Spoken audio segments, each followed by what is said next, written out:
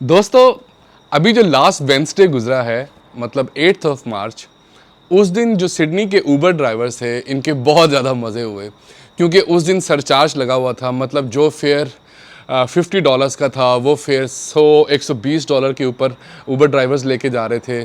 2 times या 3 time prices हो चुकी थी ट्रिप्स की, जिसकी वजह से लोगों को तो काफ़ी प्रॉब्लम का सामना करना पड़ा। लेकिन ऊबर ड्राइवर्स ने उस दिन बड़े अच्छे खासे पैसे कमाए। उसी में से मेरा एक दोस्त था, उससे तकरीबन $550 वेडनेसडे वाले दिन कमाया, जो कि एक क्वाइट डे होता है।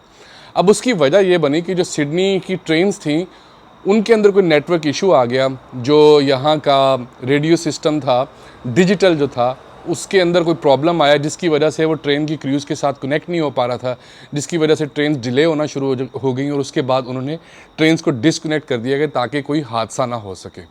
अब ये सब कुछ वेडनेसडे को हुआ और तकरीबन 3:45-4 बजे हुआ। और वेडनेसडे का दिन वैसे ही बहुत बिजी होता है।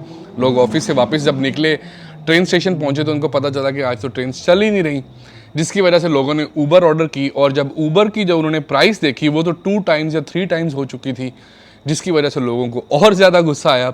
और वो गुस्सा फिर उन्होंने भरपूर तरीके से ऊबर को क्रिटिसाइज़ करके अपना उतारा। क्योंकि मोस्टली क्या होता है कि जब भी इस तरह का कोई केओस होता है या कोई प्रॉब्लम होता है, तो ऊबर अपना फेयर बढ़ा देता है और 2 टाइम्स 3 टाइम्स बढ़ाता है, जिसके बाद फिर जो पैसेंजर होते हैं बेचारे उनको ज़्यादा पैसे दे के घर जाना पड़ता है।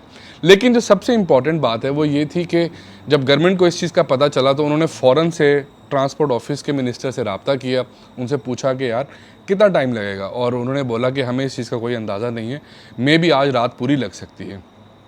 तो गवर्नमेंट ने फ़ौरन आके सबसे पहले लोगों से अपॉलोजी किया, माफ़ी मांगी।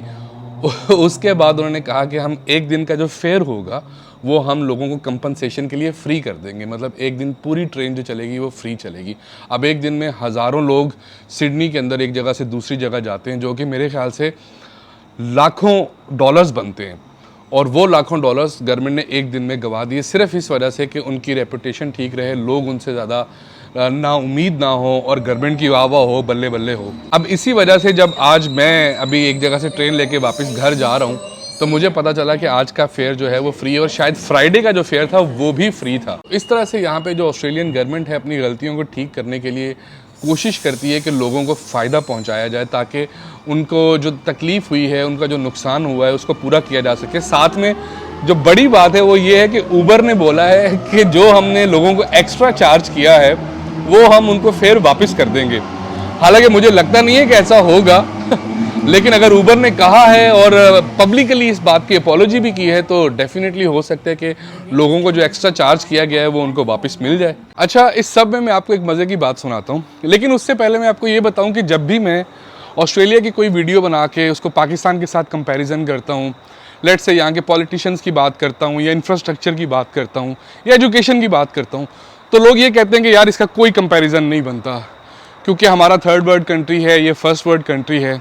और ये बात किसी हद तक ठीक भी है, लेकिन एक कंपैरिजन की बात आज मैं आपके साथ ज़रूर शेयर करूँगा, और वो ये कि जैसे अभी यहाँ पे ट्रेन्स का कियोस हुआ, जिसकी वजह से जो मौजूदा गवर्नमेंट थी, इन्होंने ये सारा नज़ला पिछली गवर्नमेंट पर डाल दिया। इन्होंने कहा जी कि उन्होंने जो ट्रेन्स का सिस्टम ठीक नहीं किया था, इनका इंफ्रास्ट्रक्चर ठीक नहीं था, जिसकी वजह से अब जो हमारी हुकूमत है वो इसको ठीक तरीके से चला नहीं पा रही।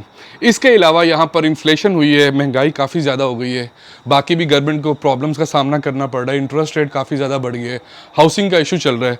तो वो भी सारा उन्होंने पिछली गवर्नमेंट पर डाल के ये बोला कि उन्होंने सारा ख़जाना खाली कर दिया था, अब हमारे लिए ये एक चैलेंजिंग सिचुएशन है।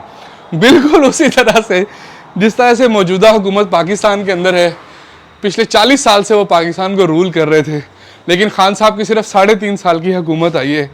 और उसके बाद अब जो वहाँ पे महंगाई का हाल है, जो वहाँ पे इंफ्रास्ट्रक्चर का हाल है, लोगों को जितना मुश्किलात का सामना करना पड़ रहा है, वो सब के सब खान साहब के 3.5 साल के ऊपर डालकर हुकूमत ये कह रही है कि हमें एक टेन्योर 5 साल और चाहिए, हमें ये मौका दें खिदमत करने का, ताकि हम मुल्क को तरक्की की राहों पर गामजन कर सकें।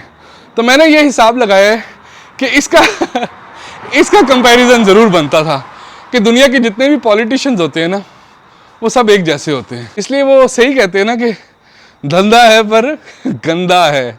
अपना ढेर सारा ख्याल रखिएगा। Till that, thank you so much, piece.